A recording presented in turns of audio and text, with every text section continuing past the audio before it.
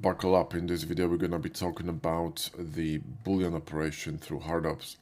So for this to work, you need to have two objects selected. First, you're selecting the cutter. Then you shift select the object you want to cut, right, with that cutter. So if I, for example, want to cut this cube, I need to select the cutter, shift select the object, and then press Q.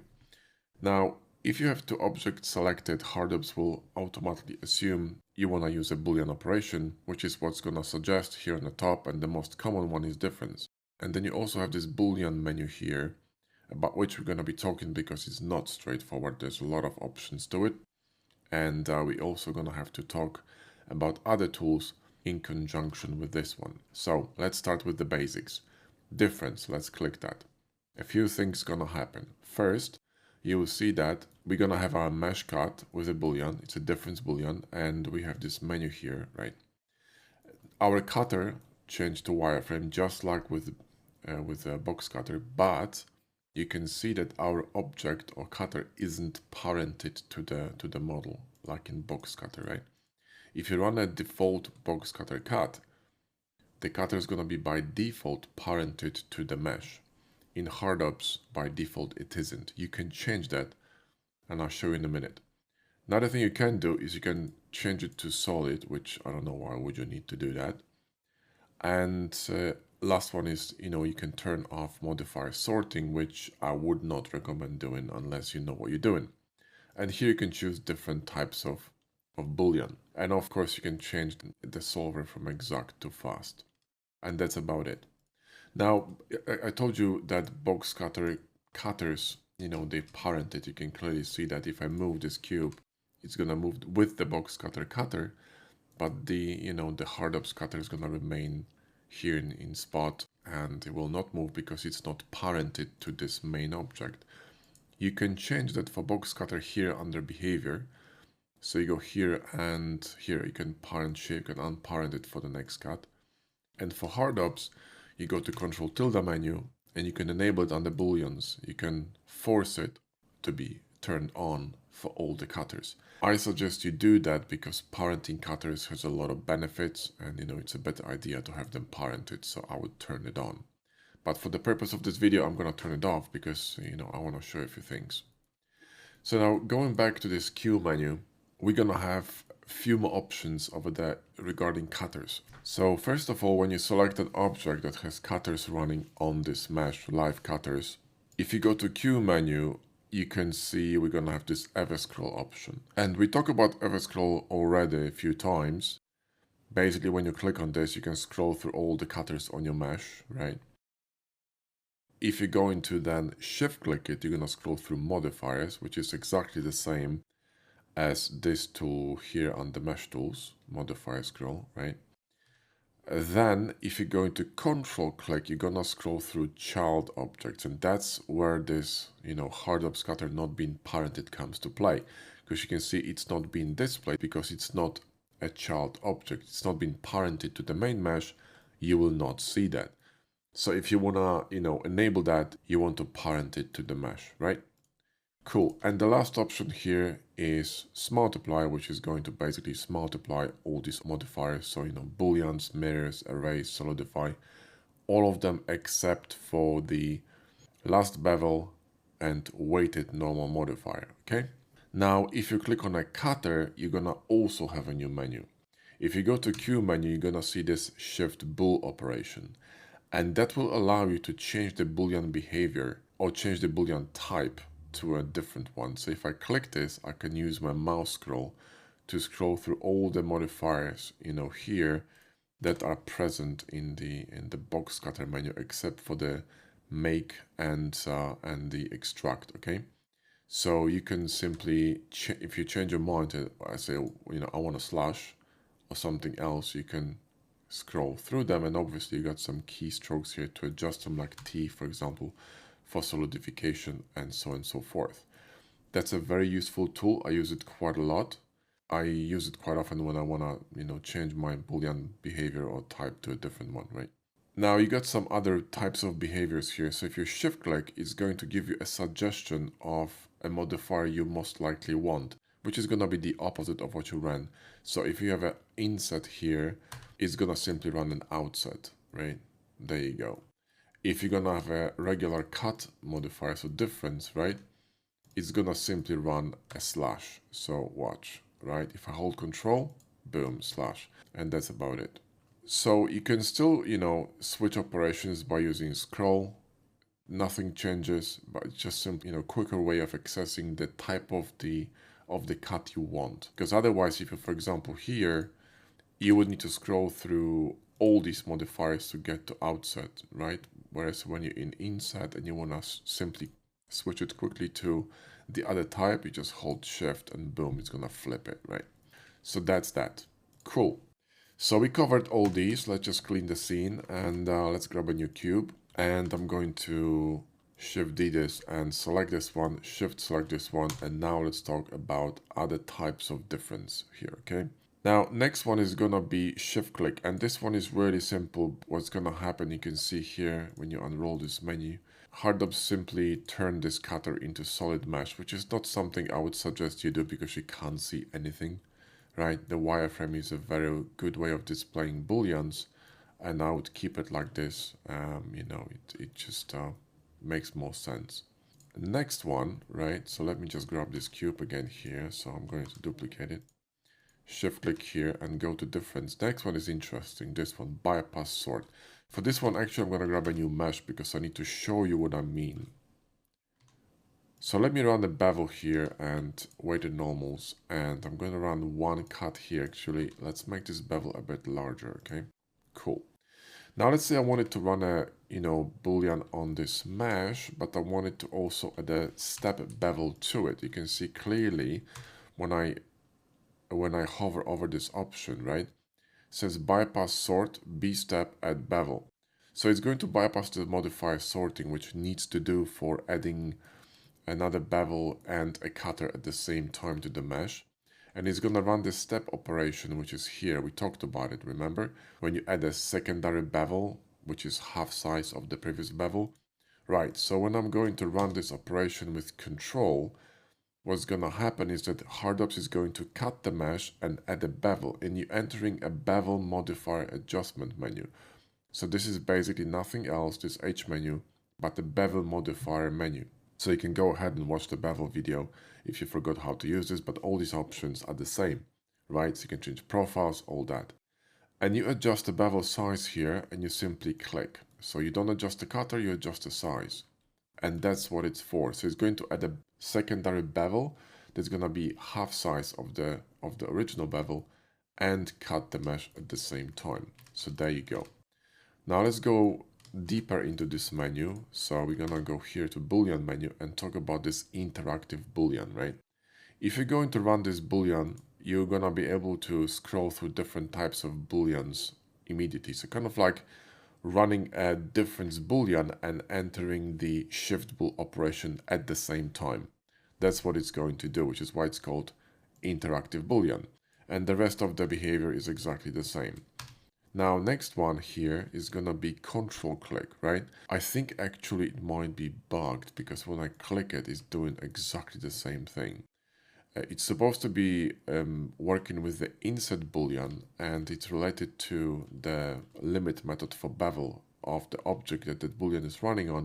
But I don't think it's actually working correctly unless I'm missing something. But I'm not sure how this actually works, to be honest, and I think it might be just bugged because again it's doing exactly the same thing as shift click. So don't worry about this option, okay? You could always hop on a HardOPS forum and ask if you're interested. It's probably some kind of an extremely rare use case scenario when you can use this. So Jerry sometimes adds stuff to HardOPS because sometimes someone reported something and he just adds another option to alleviate this problem, and that's what happens. Anyway, next is gonna be difference, which is literally the same thing as in here, so we already talked about it.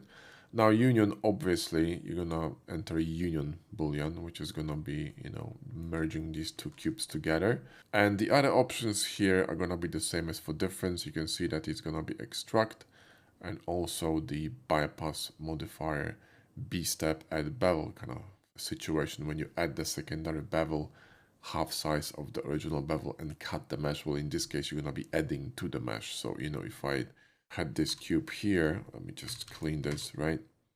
And had a bevel running on it, and there was some cut, whatever, and we're going to add another cube, right? And run this union type modifier, okay? It's simply going to do the same thing, but it's going to be a union boolean, right? So it's going to run a bevel on that new cube, so you can adjust this bevel instead. And the bevel behavior is the same. If you click on this object and go to bevel, you can adjust this bevel. If you press Q, you can adjust this bevel, right? So it works the same way as the bevel modifier would work. Next one's gonna be slash, right? When you slash it, you're just gonna slash the mesh, and we can't see anything here because there's no bevel. There we go. You're gonna slash the object, and remember that slash boolean is actually creating two objects with two different set of booleans, right? So you have a boolean here, and it's set to intersect because it's an intersection between these two cubes, right? And this one is set to difference, okay?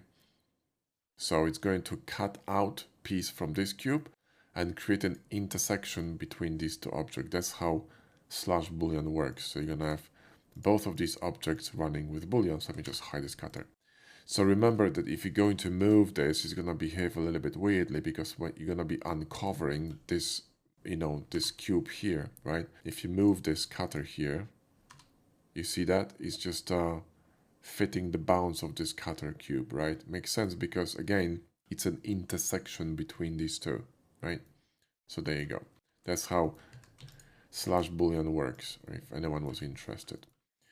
Now, next one is really interesting, and this one takes a PhD in math in order to, execute in Blender. I have a video on YouTube on this one, and it's insane how this works. You need to have solidifies and whatnot running on cutters and meshes. It's very complicated how to, I don't even, if you ask me to do it now, I'll have no idea how to do it. So don't even ask. So I'm glad we have HardOPS because, it's very easy to go to booleans and simply click on insert outside, which is going to automatically run this boolean modifier. Now, unfortunately, unlike with a box cutter, you can't move your mouse left and right to adjust the solidification. You have to do it through this menu here, and you can also swap it to outside. Yeah, so you can flip the switch here to swap it to outside. Now this option here against the option I told you that I have no idea what it does, and honestly I don't care. Now this option here is gonna only work for inset boolean, so since we're in outside this will not work. But if you're going to flip this, it's going to, you don't see actually what's happening, but I'll show you in a minute. It's going to fill up this missing cut that we removed from this cube. But let me apply this, okay, and I'll show you what happens. So let me go to Smart Apply, hide the cutters, and watch this. If I grab this piece and move it, you will see what happens. This one has still modifiers running on it, so let me apply it as well. And now you understand what happened. You see that? So it created this inset cut and created this kind of a shelling or kind of a, casing on top of it. This is really cool because what you could do now, you could do, for example, like kind of like a rate cut here like this and create very easily shapes like that for your mesh, which is really cool. Let me just nuke this and go to cube, and let's continue with the modifiers. So next one is going to be knife. Obviously, when you're going to use a knife, cut is going to cut your mesh with, you're going to add simply edges to your mesh, yeah? So then you can, for example, go, I don't know, to EM macro and create your own insert boolean, because you can do it like this, or outside boolean, move it outside, right? Same thing. So you can combine these tools in HardOPS, and by the way, we're going to be talking about EM macro later on when we're going to talk about Q menu in edit mode, because we are in edit mode right now, right?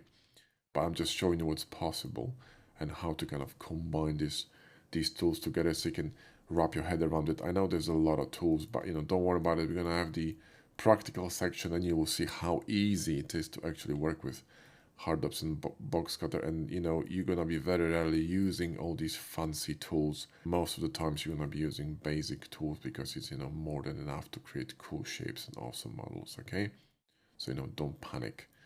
But anyway, that's what it's for. Okay. So let me just nuke this and add another cube, right? And let's duplicate it and let's continue. So here, knife, right? Now, if you're going to shift click it, you're going to project it. So if I'm going to align myself like this, for example, and I'm going to go to booleans and project the knife, it's going to be a very different projection. You see, it's going to be from the view. And this is just a vanilla Blender behavior because vanilla Blender has knife projection tool.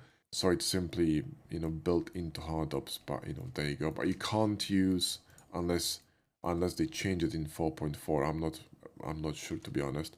You can't really use two objects in order to, knife cut another object using a Boolean object, right? You just have to use a knife. Unless you're going to be using knife project, in which case you are actually using an object. But, again, that's from a view perspective, so it's a bit different. You can't, for example, run an endgun cut like this, with box cutter, press B for a bevel, press K and slice it. That's not something you can do in vanilla Blender. One more time, right? So if I do something like this, right? I mean, good luck doing this in vanilla Blender. You need to create the shape in order to project the knife on top of the mesh, right? So there you go.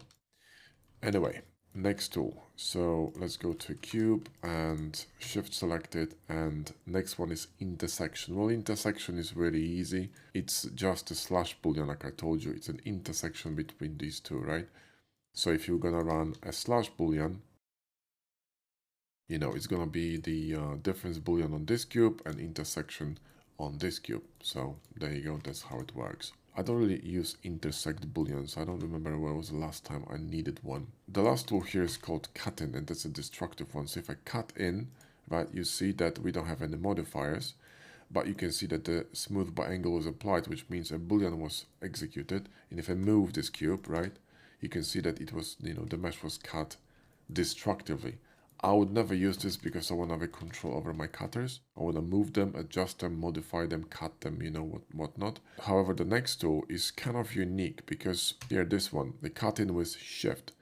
What it will do, it will take both of these objects and run booleans on both of them respectively, plus create an intersection boolean between them and apply it. So let me show you. If I hold shift and click, this is what's going to happen. This one's going to get booleaned, you see, with a difference. This one's going to get booleaned with a difference. And on top of this, you're going to get this intersection boolean in addition to all that. So you get all the pieces, right? So if that's what you need when you're modeling, you can do that with HardOPS, right?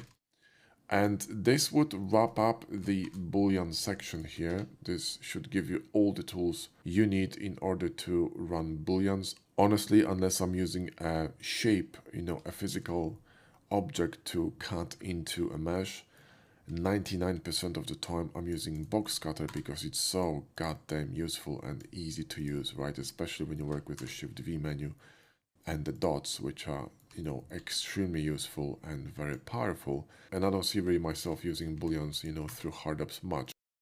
However, there are times when I simply, run a quick difference boolean because I have a shape already in my scene and I just want to use it. Now, be careful because again, let me remind you one more time, do not use shapes for booleans that have live bevels running on them, because you'll end up in a world of pain, which is why you need to be very careful when you're using booleans with HardOPS. Make sure they have no modifiers running on them, especially no bevels, okay? So if I'm going to, cut this, I'm going to have a lot of problems when I'm going to apply this, all right? So let me just see this. Let me just grab this cube, right? Let me see that.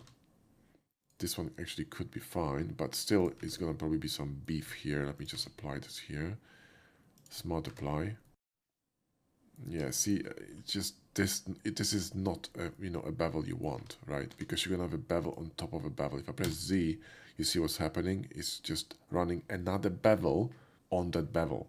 This is almost unfixable, right? So, oftentimes I model with just cavity, but oftentimes I have a very tiny bevel running on my mesh.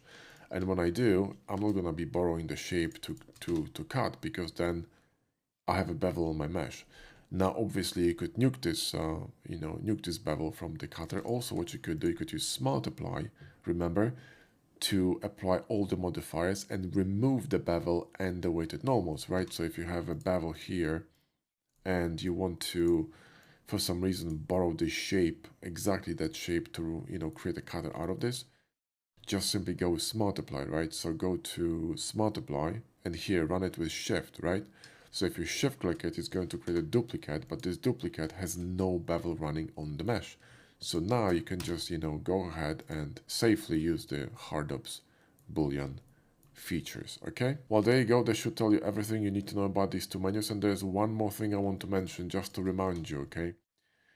When you have a cutter running on your mesh and you want to change it to a solid object, the best way to do this is to select the cutter, go to Settings, and shift click on Shade Solid. I use it quite a lot. This will basically duplicate this cutter and create an identical size object in its place, which is superb for running, for example, stuff like, let me just enable dots and go to, I think I already showed it to you, but I'm going to do it again. It's good to remind you, right?